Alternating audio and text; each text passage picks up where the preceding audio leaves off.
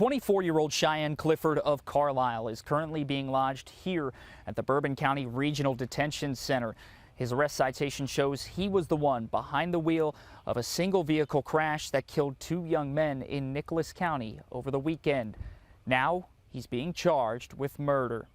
The arrest citation says Clifford was driving four others in a red 2013 Dodge truck Saturday night when the vehicle ran off of Myers Road, striking a tree and flipping over into an embankment.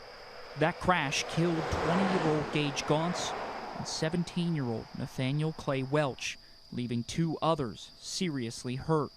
The citation shows Clifford was allowed to leave the scene that night to go to the hospital with his father, but through investigation, the sheriff's department determined he was the driver and found his blood alcohol level was well over the legal limit.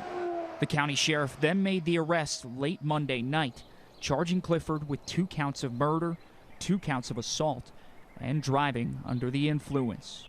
We are still waiting for an update on the condition of the 2 others that were seriously hurt in this crash.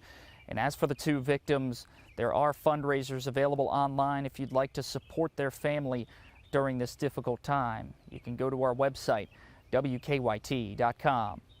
In Bourbon County, Jeremy Toms, WKYT.